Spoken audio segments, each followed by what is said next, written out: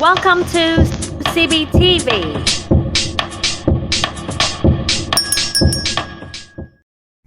Chapter 3 Aimlessness. Resting in God. You already are what you want to become. You are a marvel. You are a wonder.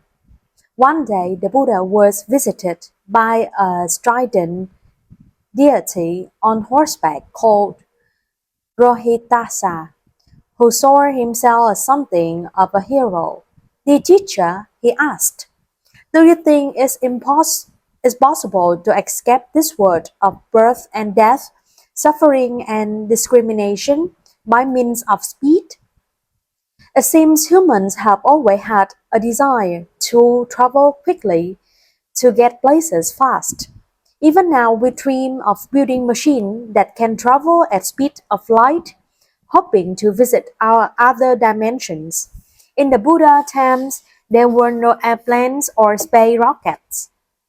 The fastest you could travel was on the back of a horse." The Buddha replied gently, "No, Rohitasa, it is not possible to escape this world by traveling, even at great speed." "Right you are," said Rohitasa. "In a previous life, I traveled extremely fast, as fast as the speed of light. I didn't eat, didn't sleep, didn't drink. I did nothing but travel at great speed, and still I could not get out of this world. In the end, I died before I could do so, so I quite agree, it's impossible. But, my friend," continued the Buddha, "there is a way to get out. You only need to look inside, looking deeply into your own body. Barely 6 feet tall, you can discover the immensity of the cosmos. You can touch your true nature beyond birth and death, suffering and discrimination. You don't need to go anywhere. Many of us have been running all our lives. We have the feeling that we need to run into the future, away from the past, out from wherever we are. In truth, we don't need to go anywhere. We just need to sit down and look deeply to discover that the whole cosmos is right here within us. Our body is a wonder containing all kinds of information. To understand ourselves is to understand the whole cosmos. The way out is in. So long as we think we are a separate soul distinct from the world around us, we think we can get out of the world. But once we see that we are the world, that we are made entirely of non-us elements, we realize that we do not need to go running after anything outside us. The world cannot get out of the world. We already are everything we are looking for. Resting in God. Just as a wave doesn't need to go looking for water, we don't need to go looking for the ultimate. The wave is the water. You already are what you want to become. You are made of the sun, moon, and stars. You have everything inside you. In Christianity, there's a phrase, resting in God. When we let go all seeking and striving, it is as if we are resting in God. We establish ourselves firmly in the present moment. We dwell in the intimate. We rest in our cosmic body. Dwelling in the intimate doesn't require faith or belief. A wave doesn't need to believe it is of water. The wave is already water in every here and now. To me, God is not outside us or outside reality. God is inside. God is not an external entity for us to seek, for us to believe in or not believe in. God, Navara, the ultimate, is inherent in every one of us. The kingdom of God is available in every moment. The question is whether we are available to it. But mindfulness, concentration, and insight, touching Nirvana, touching our cosmic body of the kingdom of God, becomes possible with every breath and every step. Aimlessness, the third door of liberation. The concentration on aimlessness means arriving in the present moment to discover that the present moment is the only moment in which you can find everything you've been looking for, and that you already are everything you want to become. Aimlessness does not mean doing nothing. It means not putting something in front of you to chase after. When we remove the objects of our craving and desires, we discover that happiness and freedom are available to us right here in the present moment. We have a habit of running after things, and this habit has been transmitted to us by our parents and ancestors. We don't feel fulfilled in the here and now, and so we run after all kind of things we think will make us happier. We sacrifice our life chasing after objects of craving and or striving for success in our work or studies. We chase after our life's dream and yet lose ourselves along the way. We may even lose our freedom and happiness in our efforts to be mindful, to be healthy, to relieve suffering in the world, or to get enlightened. We disregard the wonders of the present moment, thinking that heaven and the ultimate are for later, not for now. To practice meditation means to have the time to look deeply and see these things. If you feel restless in the here and now, or you feel ease, or you feel ill at ease, you need to ask yourself, what am I longing for? What am I searching for? What am I waiting for? The art of stopping. We have been running for thousands of years, and this is why it is difficult to stop and encounter life deeply in the present moment. Learning to stop may sound easy, but in fact, it takes training. I remember one morning contemplating a mountain in the early light of dawn.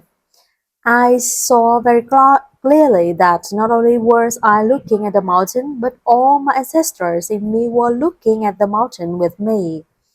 As dawn broke over the mountain peak, we admired its beauty together.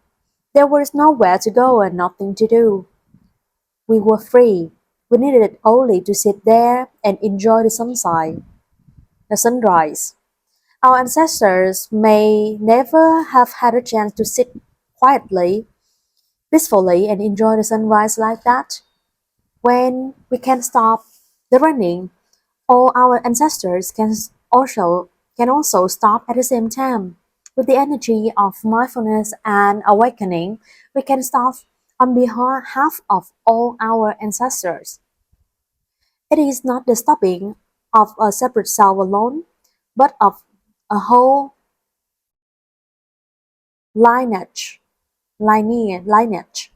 As soon as there is a stopping, there is happiness, there is peace.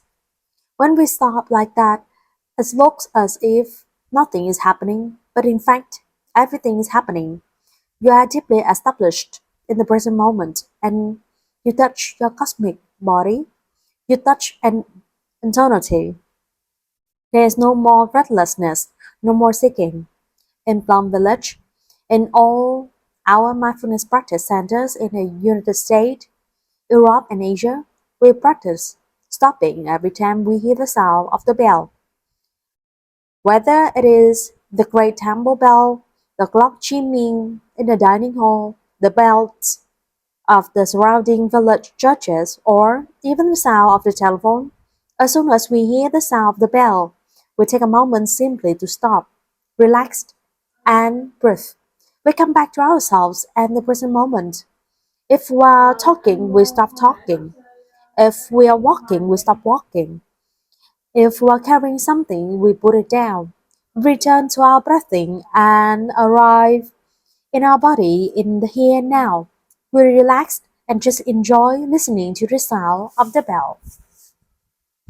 Listening to the bell, we enter into a deep relationship with the present moment that embraces limitless time and limitless space. The past and the future are right here in the present moment. God, Nirvana, the cosmic bodies are available. The moment becomes an internal fulfilled moment. Where is your father, your mother, your grandfather or grandmother? Right here in the present moment. Where are your children, grandchildren, and future generations? Where are Jesus Christ and the Buddha? Where are love and compassion? They are here. They are not reality independent from our consciousness, from our being, from our life. They are not objects of hope or pursuit outside of us. And where is heaven?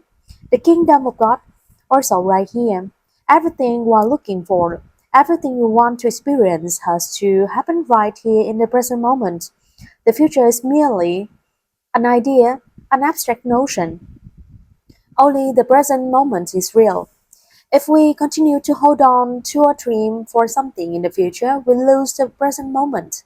And if we lose the present, we lose everything. We lose freedom, peace, joy, and the opportunity to touch the kingdom of God, to touch Nirvana. The Gospel of Matthew tells the story of a farmer who discovered treasure hidden in a field and returned home to sell everything he has so he can buy the field. The treasure is the kingdom of God, which is found only in the present moment. You need only one moment of awakening to realize that what you are looking for is already there in you and around you. Like the farmer, as soon as we discover this, we can easily let go of everything else in order to touch true peace, happiness, and freedom in the present moment. It's worth it. To lose the present moment is to lose our only chance to encounter life. The cypress in the courtyard. There is a Zen story about a student who felt he hadn't really received the deepest essence of his master's teaching. So he went to question him. His master replied, "On your way here, did you see the cypress in the courtyard?" Perhaps the students were not yet very mindful. The master was saying that if all on the way to see our teacher, you go past a cypress tree or a beautiful plum tree in blossom and we don't really see it, then when we arrive in front of our teacher, we won't see our teachers either. We shouldn't miss any opportunity to really see our cypress tree. There are wonders of life we walk past every day, and yet we haven't truly seen them. What is the cypress tree on the path you take or to work every day? If you cannot even see the tree, how can you see your loved ones? How can you see God? Every tree, every flower belongs to the kingdom of God. If the dahlia in bloom does not belong to the kingdom of God, where does it belong?